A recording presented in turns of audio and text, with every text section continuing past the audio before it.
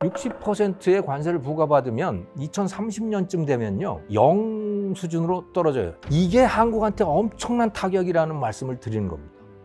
한국은 굉장한 기회가 있어요. 이 기회를 잘 활용해야 됩니다. 그런데 한국에 가만히 있어서는 그거를 누가 찾아오지 않는다. 잘. 우리가 나가야 된다.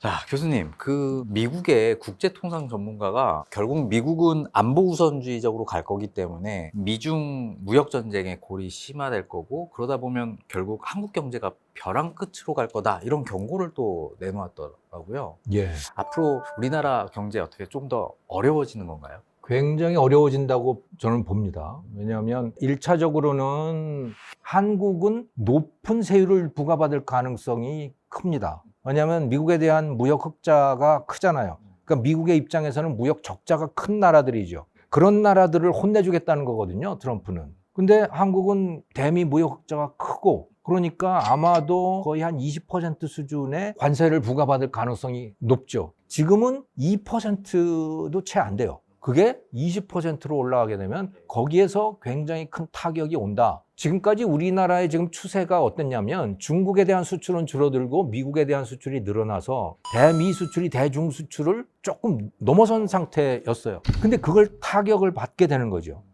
그런데 그뿐만이 아니고 중국이라고 하는 요인이 또 있다라고 하는 거예요. 중국은 60%를 부과받게 되잖아요. 이건 거의 확실할 거라고 보는데 60%의 관세를 부과받으면 2030년쯤 되면요. 미국에 대한 수출이 거의 0 수준으로 떨어져요. 제로 수준으로. 이게 한국한테 엄청난 타격이라는 말씀을 드리는 겁니다. 중국 물건이 넘쳐나잖아요. 미국으로 갈 물건들이 어떻게 처리하겠습니까?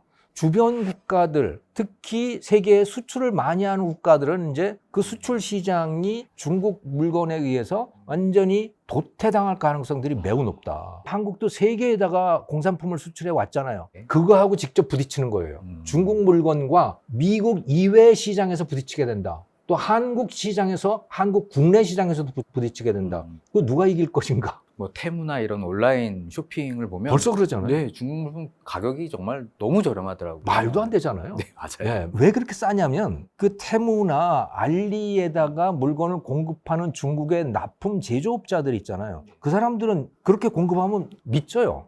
손해봅니다. 그런데 왜 그럼 납품을 하는가? 납품을 안 하면 손해가 더 커요.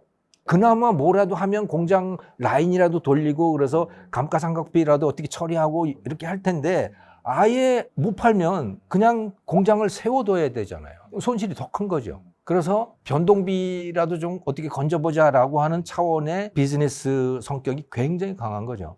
우리나라가 뭐 이걸 좀 대처할 수 있는 방안이 없을까요? 기회가 있습니다. 한국은 굉장한 기회가 있어요. 그 기회를 지금 보여주고 있는 것이 트럼프가 당선이 거의 확정되면서 윤 대통령하고 전화 통화를 했잖아요. 우리 조선업 협력 좀 잘해보자고 첫 통화에서 그 얘기를 했잖아요.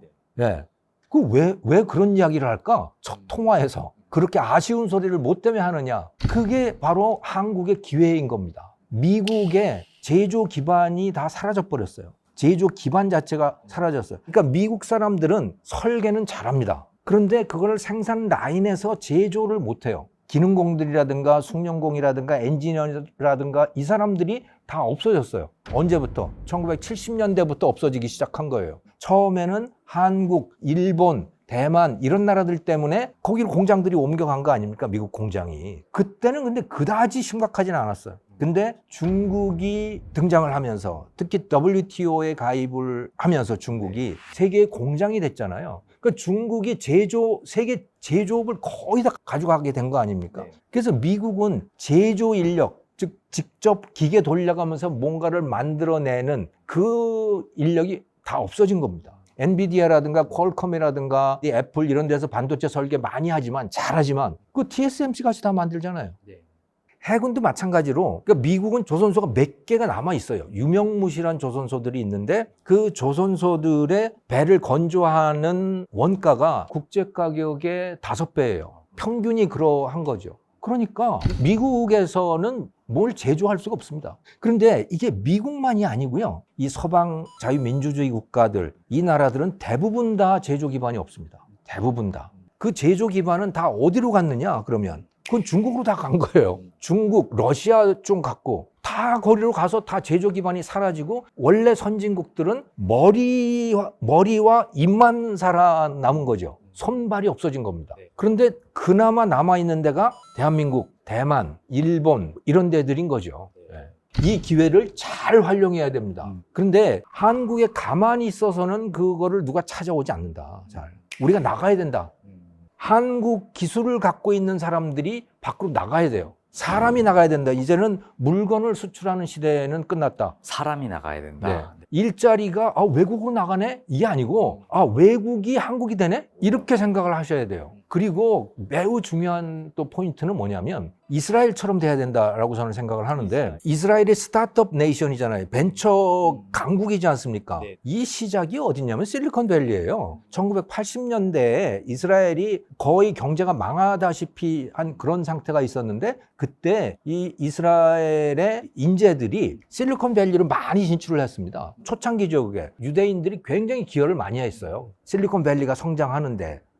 그런데 그들이 이스라엘 자기 모국으로 계속 들락날락 하는 거예요. 계속 연결고리를 가지는 거죠. 이렇게 하면 된다. 그러면 그게 한국의 범위가 넓어지는 거예요.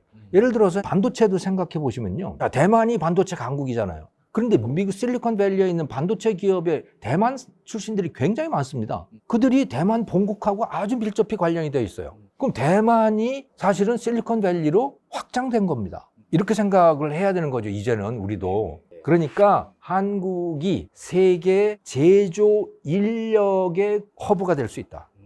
그렇게 잘하는 나라가 이스라엘이고 또 싱가포르, 룩셈부르크, 스웨덴, 스위스 다 잘 사는 나라들이잖아요. 그 나라들은 기본적으로 비즈니스를 영토 안에서 하지 않아요. 우리도 이제 영토 개념을 떠날 필요가 있다고 저는 봅니다. 반도체 산업 같은 경우에는 뭐 경쟁이 굉장히 좀 치열한데 네. 뭐 삼성전자, 뭐 그리고 SK 하이닉스 상반된 이런 실적을 발표하면서 우리나라 반도체 산업도 굉장히 조금 어려워질 거다라고 예측을 하고 있는데요. 맞는 얘기인가요? 반도체 산업에서의 어려움이라고 하면 그는 중국 시장에 수출하기가 어려워져서 어려운 거죠. 중국이라고 하는 시장을 미국이 잘라내고 싶어 하니까 중국이 첨단 반도체는 말할 것도 없고 구형 반도체 이런 것까지도 중국에 공급되지 않기를 바라는 거예요. 그걸 구체적으로 압박을 하고 있지는 않지만 현재는. 그 중에서도 특히 요즘 문제가 되고 있는 게 HBM인 거죠. 이것은 뭐냐면 SK 하이닉스든 삼성전자든 주력 품목이 D램이었잖아요. D램을 쌓아서 연결해 놓은 겁니다. 근데 왜 이걸 했냐면 이 D램의 속도가 CPU나 GPU의 속도를 따라가지 못하는 거예요. 특히 GPU, 그래픽 프로세서 유닛이라고 하는 거. 이거는 지금까지는 주로 게임용 컴퓨터가 그걸 주로 많이 썼잖아요. 근데 그것의 속도는 상당히 빨라졌는데 이 GPU가 뭔가 제대로 작동을 하려면 그것과 짝을 이루는 메모리도 빨리 작동을 해야 되는 거예요. 근데 D램이 그렇게 빨리 발전을 안 하는 거예요. 우리나라에 특히 삼성전자가 성공을 했던 거는 이 무어의 법칙이라고 하는 걸 가지고 성공을 한 거거든요. 그러니까 계속해서 정밀도를 높여 온 겁니다. 그런데 이게 지금까지는 그럭저럭 잘 왔었는데 여기에 한계에 부딪힌 겁니다, 이게. 더 이상 미세화가 잘 안 되는 거예요. 너무 선폭이 좁아지다가 보니까 이제 한계에 부딪혔다. 그래서 메모리 속도를 더 빨리 하기도 어렵고 전기 소모량을 줄이기도 어렵고 이렇게 된 거죠. 그래서 그러면 대안을 찾아보자 해서 쌓기 시작한 겁니다, 이거를. 쌓아서 한 덩어리를 묶은 거죠, D램들을. 그거를 SK 하이닉스가 잘하고 있는 거예요. 사실 이것을 제일 처음 시작한 기업은 미국의 AMD입니다. AMD도 GPU를 만드는 기업이거든요. 엔비디아도 GPU를 만들잖아요.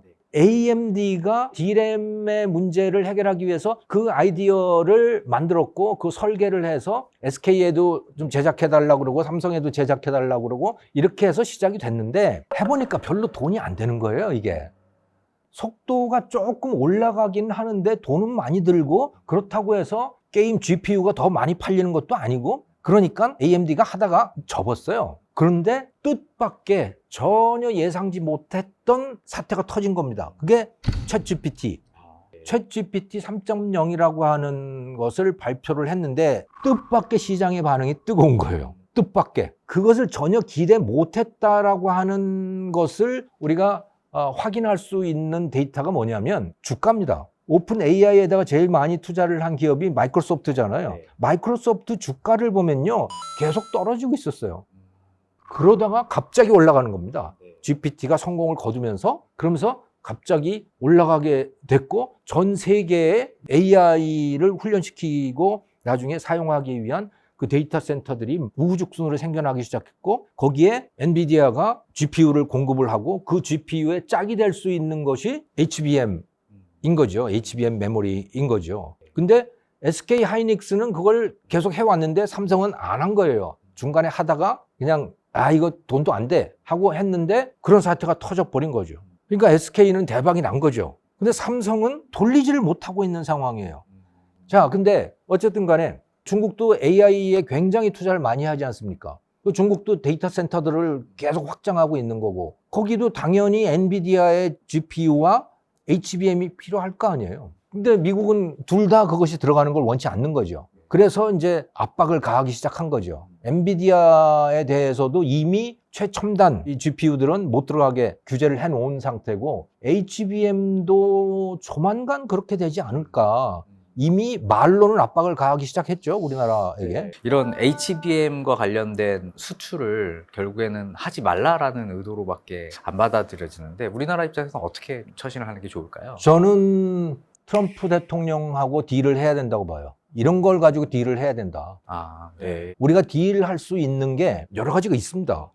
그러니까 지금 말씀하셨던 반도체 HBM 특히 이거는 미국이 어떻게 할 수가 없잖아요. 미국이 아쉬운 겁니다. 네, 미국이 아쉬운 거예요. 그 다음에 원자력 건설 능력, 또 방위산업, 특히 조선 이쪽 분야, 방위산업에서 우리는 미국이 갖고 있지 않은 것을 갖고 있습니다. 또 원자력 산업에서는 또 뭐냐면 그들은 원전 설계도는 갖고 있지만 그 설계도를 가지고 현장에서 그 원전을 건설할 수 있는 능력이 없어요. 그건 거의 전무한 상태입니다. 만약에 미국이 억지로 원전을 만들잖아요. 한국이 하는 것보다 5배는 돈이 더 많이 들어가요. 그래서 이 원전 건설 능력도 중국과 러시아를 빼고 나면 한국이 압도적인 우위를 갖고 있는 분야입니다. 미국도 지금 원자력 발전이 굉장히 아쉬운 상태거든요. 왜냐하면 데이터 센터들이 막 늘어나잖아요. 그래서 마이크로소프트도 그렇고 구글도 그렇고 자기한테만 전기 공급을 하는 원전을 갖고 싶어 하는 상황이에요. 그래서 원자력 발전에 대한 수요가 굉장히 늘어나고 있다, 지금. 근데 미국은 국내에서 만들 수 없어요. 그걸. 설계는 할 수 있지만 그거를 현장에서 손발을 동원해서 만들어낼 능력은 없다. 그거는 서방 자유민주주의 진영에서는 한국이 가장 강력하다. 그걸 가지고 우리는 딜을 할 수가 있는 거죠. 중국 경제가 굉장히 좀 심각한 상황인 것 같더라고요. 네. 중국 경제의 가장 큰 뇌관은 좀 어디 있다고 보세요? 저는 시진핑 주석, 시진핑 석, 그리고 중국몽, 중국몽. 신질 생산력 이런 거라고 봐요. 그럼 그 이전에는 뭐였느냐? 돈 버는 거였죠. 그냥 그야말로 순수하게 돈 버는 거였습니다. 1980년부터 시작해서 30년 동안 돈 버는 데만 매진했잖아요. 그게 위대한 공장으로서의 중국을 만들어낸 거예요. 돈을 번다. 그런데 이제 그걸 멈춘 거예요. 그리고 경제적으로 보면 뭘 시작했냐면 안 팔리는 거를 만들기 시작했습니다. 팔아도 미치는 걸 만들기 시작했어요. 또 그게 신질 생산력이에요. 예를 들어 달 착륙 이런 거 있죠. 또 해군 함정들, 엄청난 초음속 미사일들, 원자탄 이런 거에다가 엄청나게 투자하고 있잖아요. 그런데 돈을 많이 쓰면 그 나라 경제가 어떻게 되겠어요? 인민들은 점점 못 사는 거예요. 거기다가 팔아도 미치는 건 뭐냐?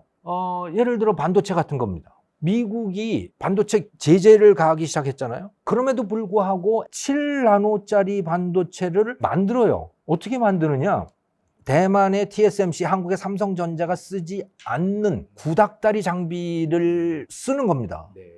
그걸 가지고 7나노짜리를 만들려면요, 돈이 무지하게 드는 거예요. 왜? 하다 보면 실패하게 되고 분량이 자꾸 늘어나고 시간도 오래 걸리고 이게 다 돈이죠. 그러니까 원가가 엄청 높을 거예요. 원가가 엄청 높은데도 하잖아요. 그러면 팔아도 미치는 거죠. 그 기업의 입장에서는 안 미칠지 몰라요. 왜냐하면 보조금이 어마어마하게 들어갈 테니까. 중국이라고 하는 이 나라 전체 입장에서 보면 당연히 미치는 거죠. 이런 것들이 굉장히 많은 겁니다, 지금. 소위 신질 생산력이라고 하는 것, 시진핑 주석이 역점을 들여서 키우고 있는 그런 산업들은 다 이런 거라고 보시면 돼요. 부동산도 일부러 죽인 겁니다, 저거. 왜냐하면 지금 말씀드렸던 그런 첨단 부문으로 돈을 넣어야 되기 때문에 부동산으로 가는 돈을 확 줄여버린 겁니다. 줄여버리니까 건설업체들이 부도가 나는 거고 분양받은 소비자들이 중도금 납부 안 하고 집값은 더 떨어지고 뭐 하는 이런 악순환의 고리 속에 들어간 거죠. 그 소비가 안 돼요. 그러니까 첨단 산업은 팔아도 미치고 소비 산업은 아예 안 팔리고 그러면 결과적으로 큰 그림은 뭐냐? 중국 경제의 생산성은 계속 떨어지는 상황으로 간다. 그런데 외형적인 숫자를 놓고 보면 GDP 5% 성장이에요, 여전히. 그런데 그거는 안 팔리는 거, 팔아도 미치는 거 이런 게 매우 많이 들어가 있는 거죠. 그러니까 일반 인민들 예를 들어 셴젠 같은데 젊은 노숙자들이 그렇게 늘어나고 있다는 거 아닙니까? 지금 그 영상 같은 거 보면 뭐 노숙자들이 정말 많더라고, 밤에. 그 활기가 넘치는 그 도시가 노숙자로 넘쳐나고 고급 백화점들은 다 텅텅 비어 있고 이런 상황이 벌어지는 게 지금 말씀드렸던 이와 같은 큰 구도 속에서 벌어지고 있는 일인 거죠. 그럼 결국에는 뭐 중국의 어떤 시스템적인 문제가 뭐 이를 조금 더 확대시킨 것 같은데 결국 트럼프가 더 고강도 관세 정책을 펼치게 됐을 때 중국이 선택할 수 있는 카드가 좀 뭐가 있을까요? 중국은 당장 선택할 수 있는 것은 돈을 푸는 거겠죠. 그런데 그래 봐야 소용없습니다. 얼마 전에도 보면 중국 그 은행들이 돈 많이 풀어가지고 주가가 올라갔잖아요. 그러다가 다시 원점으로 복귀하잖아요. 왜냐하면 근본적인 원리가 이제는 회복하기 어려운 상태로 방향을 확실하게 잡았기 때문에 그런 겁니다. 네. 중국 경제 앞으로 조금 암울한 상황이 계속 지속될까요? 아니면 좀 다시 반등할 여지가 조금 있을까요? 뭐 약간씩 오르락 내리락 하면서 내려갈 거라고 봅니다.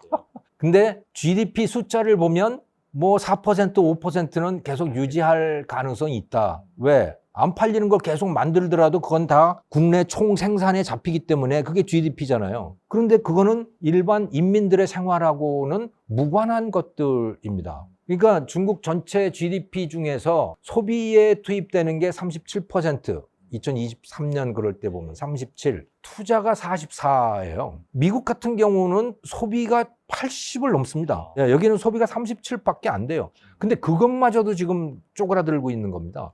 숫자는 계속 유지가 되는데 실질적인 내용은 그렇게 되고 있는 것이죠. 우리나라는 부동산 수요가 줄어들 수밖에 없어요. 그 인구 감소가 어느 정도 수준이냐면 정말 충격적인 감소 수준인 겁니다, 우리나라가. 거품을 의심해 볼 수 있는 충분한 여지가 있는 거죠. 지난 한 2년 동안의 우리나라의 매매 가격 지수와 월세 가격 지수를 보면요.